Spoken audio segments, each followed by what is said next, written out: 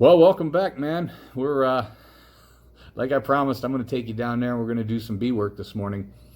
Before we get started, this whole video is going to be about bees. So if you're not really wanting to watch the bees, just kind of skip over it or shut it off. It doesn't matter. Um, I want to start by thanking a couple people. First of all, I want to thank my brother Bill Dalton. He came through on the Carpenter bee traps, and man, those things are too nice to even hang outside. My son-in-law snagged one of them, and I'm glad you sent me two, brother, because I needed two, because Sam and Justin got one, and they put it down at their new house. And boy, the one you made me was it's too damn nice to hang outside. But that fucker's going outside.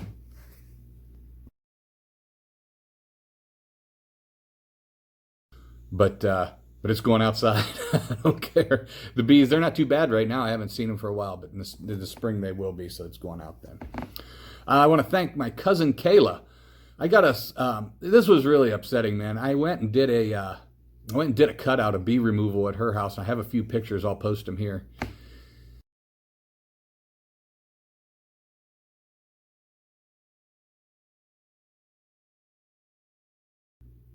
I spent like 5.5 hours on the ladder. It was the first one I ever done, and man, it was worth it. I enjoyed it, and I got that queen, and we got all the bees in the box, and I brought it home, and you'll see it on the video.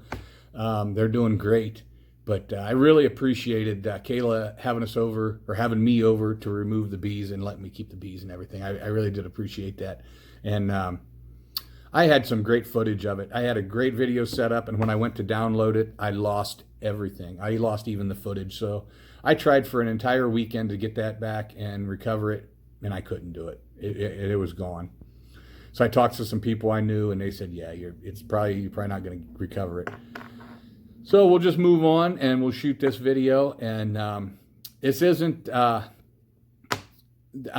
This isn't really a how-to video. It's just what I'm doing, man. So if you can take anything from it and it helps you, great. If not, then, entertain yourself. You can poke fun at me. I don't really care. I don't really care. I look like a big old marshmallow out there anyways. But I really enjoy what I do.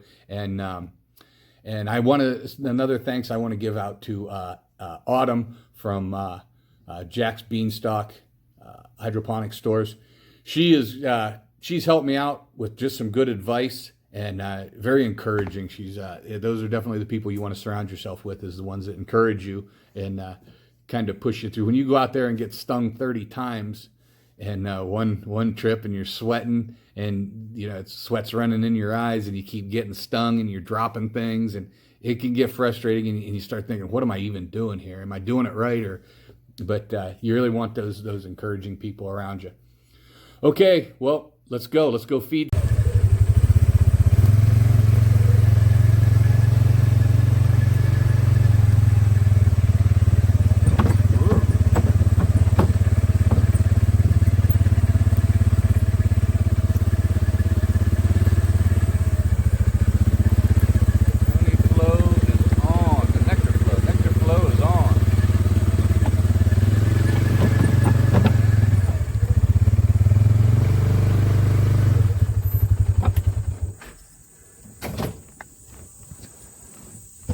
Man, I don't know if you can see all the bees that are flying, but there's a lot. The nectar flow is on. It's rained for the last few days, and it's going to rain again today. I'm going to put a little feed on these girls. This box right here on the end has a broken bottom board, and it's just too much weight on them. I got to change it out. That one that's 4 deeps, I'm going to break that down to 3 deeps, and you can see where they're kind of going in the top there. Put that down to 3 deeps and add some honey supers, and then just kind of even things out here. This one down here, boy, look at them go. So let's get busy before we get stung.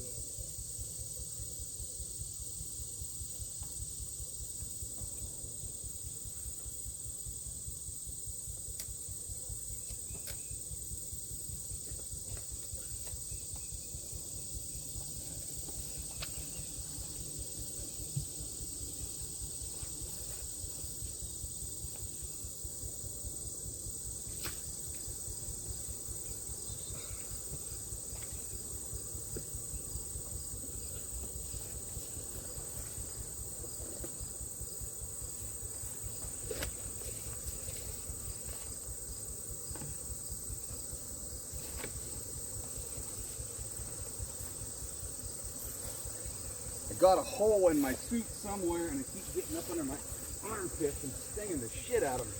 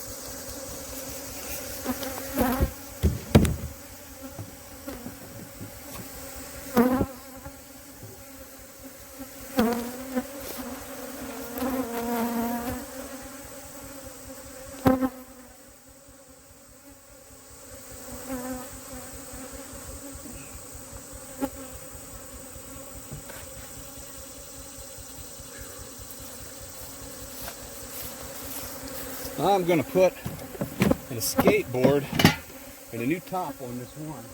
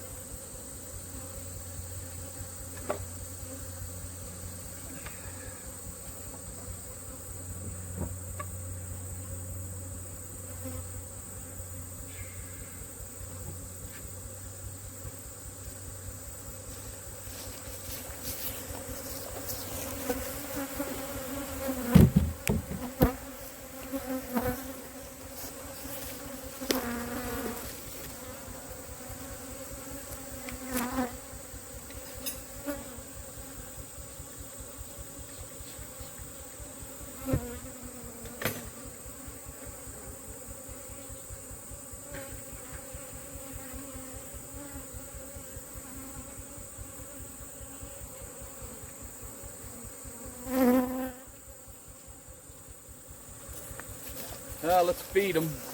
Maybe they'll settle down a little bit.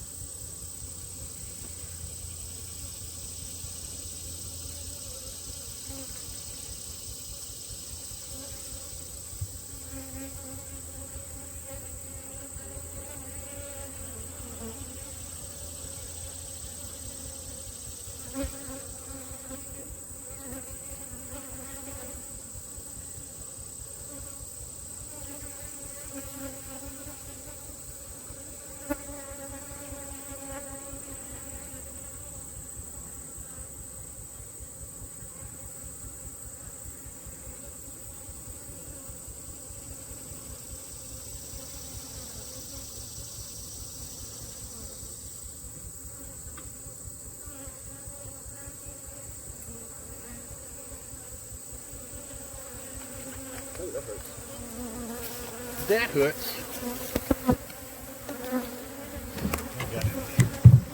I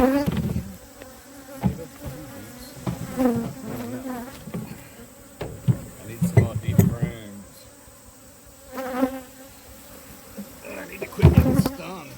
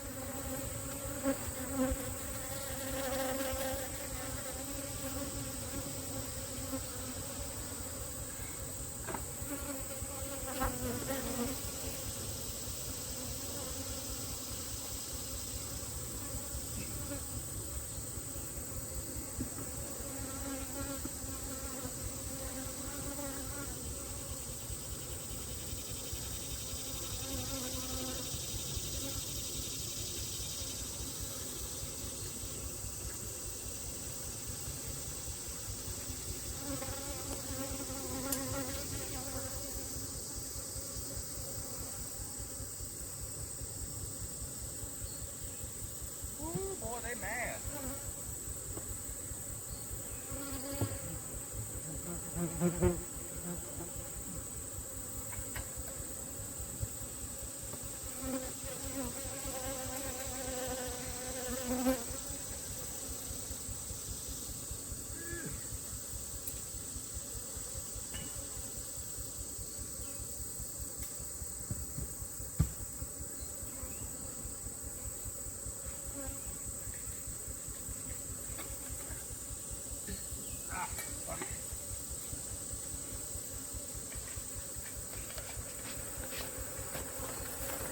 Woo.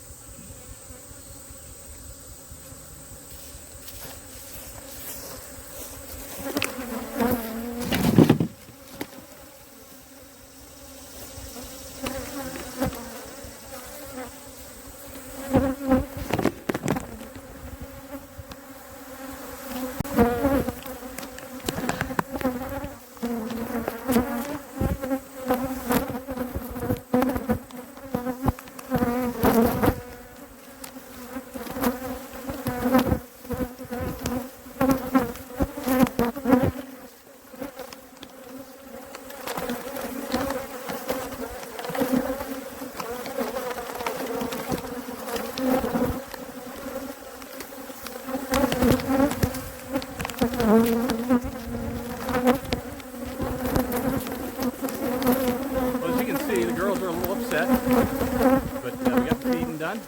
We got this bottom board changed out, and that was a big one. It was broken, and you can see they're starting to calm down a little bit now. The foragers or the guard bees are still after me, but you can see they're starting to calm down. There's a lot of action going on. There's a lot of nectar and pollen coming in. The goldenrod is blooming. And you can see there's just, walk over here and see if we can see any over here in the goldenrod. There's a little patch right there. I don't see any over here landed, but that's probably because they're all on me. They're starting to put weight in these boxes now. I'll pull back on the feeding a little bit. I had that mixed up. I wanted to get it, I mixed it up this morning. I wanted to get it on the hives. we're going to get them ready for winter. This is the time we start getting ready for winter. I'll keep none of the fall honey. It'll all go back into the hives. Every hive will go into, or every colony will go into winter with a hive of 3 deeps and a feeder box, wraparound feeder box on the top. It'll be a brood box will be in the 2 bottoms, and then we'll have the top box will be all honey. Wrap them and ventilate them properly, and then that's my my winter setup. But right now, that's what we're doing, is we're thinking winter. Get them ready, get them fattened up, because the brood that she's laying now is going to be winter bees. Or the eggs she's laying now, there'll be the winter bees that go through. This is the one on the end here. This is the cutout that I did at my cousin's house. I had great footage on it, and I tried to download it and lost everything. I was really upset, but you move on. But this was this come to me. It wasn't very big, and I got a mite treatment on them. We got them cleaned up, and boy, she just took off. So I'm hoping they get through winter all right. This is my setup. The 2 left are Michael Palmer queens, and if you don't know who Michael Palmer is, he is a very famous queen breeder in Vermont, French Hill Apiaries. You can look it up. This guy knows what the hell he is doing. Then I have the swarm on the right. Over here I have the 2 end colonies are they're just mutts. They're called Ohio mutts. When I bought them, the queens from the guy, he says, listen, he said, I bred them in Ohio. They're Ohio mutts. And then the 2 middle colonies are Saskatchewan queens, and they came from Queenright colonies in Spencer, Ohio. So we'll see what's better. I mean, the mutts cost me $30 a piece. The Saskatchewans were $45, and then the Michael Palmer, because I get them from a guy who's friends with Michael Palmer, they cost me $40. So, and of course that swarm cost me $0. Actually, I sweated my ass off on a ladder for 5 hours, so they weren't. That's all right. I enjoyed every minute of it, to be honest with you. Okay, man, let's head back up to the house. Well, there you have it, man. You can see my girls don't bullshit around. They either make honey or sting the shit out of me. And they're not too particular on which one. They've put on a lot of weight just in the last week. Those boxes were light. I was concerned about that. I had great numbers. The bees looked great. I started my oxalic acid treatments a couple weeks ago. This will be my week number 3. I offset by 8 days. So I treat on Friday. Then the following week I treat Saturday, the following week Sunday, Monday, Tuesday. So I offset, I'll do 5 weeks, and then if we catch a nice day in November, I'll hit them all one more time. But man, they look good. They look good. I wanted to dig down in that one hive, but they were just too aggressive today. I'll try to do it later in the week. It's going to rain. It actually rained after I got back home. It rained a little bit, then it quit. Now the sun's out. It's humid. And yeah, so I'll try to get in there later. But at this point, I'm really not going to dive into the hives anymore. I'll tip them back. I'll check the bottom frames. I'll look at them from the bottom up. I want to make sure there's no queen cells. You're always going to have queen cups. I usually just crush them. And the difference between a cup and a cell is a cell has an egg in it. The cup is dry, and bees always are going to make the cups. If I do see a queen cell, then I'll dive down into the hive and see what's going on. But other than that, I'm not gonna. I don't really start pulling frames. I can look in from the bottom and see brood, so I want to see brood. I can tell where the honey is in the pollen, and then I pretty much button them up and let them do their thing. It's really important to remember that. These bees will take care of themselves pretty much. You're just helping them along. They think it's a tree hive or a hollow out tree that they're living in. They don't know that it's a hive. So I at this point, I just want to kind of give them the room and let them make that honey. I want them to fill that top deep box completely full. I want 8 frames of capped honey in there to go into winter. each hive should have that top box full of 8 frames of capped honey. And that son of a bitch is heavy from last year, I remember. They're getting there, though. The ones I lifted today were pretty heavy. After that, I'll start stacking my supers above those, and whatever surplus they make will go in the freezer, and then in the spring, I'll give that back to them. I have just a little bit of spring honey that was left. Kind of got mixed in. I was feeding, so I don't want to try to harvest that honey, and I'll probably feed that back too as well. But I think I'm just gonna, that spring honey that I didn't harvest, it's got a little sugar syrup in it. I'll just wait, and then around March, end of February, after we take that first peek in there, I'll give them that spring honey, that early spring honey that has has a little bit of that spring pollen and stuff in it. Maybe that can get them revved up a little bit and ready to start laying eggs. We'll talk a little bit later about the Saskatchewan queens and what my game plan is with them. I don't want to go into it too deep because I'm still new at this, and I don't want to overstep and over predict and put my eggs in one basket. So basically, I'm just laying back. I'm going to give everybody the same, and I'm going to see how they come through winter, and we're going to go from there. And then next year, we'll decide what kind of queen we're going to go with and how we're going to structure ourselves.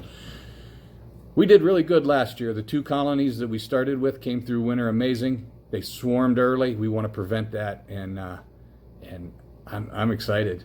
I mean, you gotta have to be to go out there and get stung 30 frickin' times.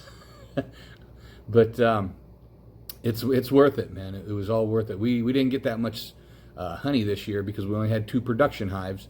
But next year we'll have 7, and we should get a good amount of honey next year. I'm going to sell some bees in the spring. Yeah, I'm excited. I like where this is going, and it keeps me moving despite the stings. All right, man, I hope you can take something out of this video. I'm not telling you anything what to do. I'm just showing you what I'm doing and kind of giving you an insight of what worked for me last year and where I want to go this year.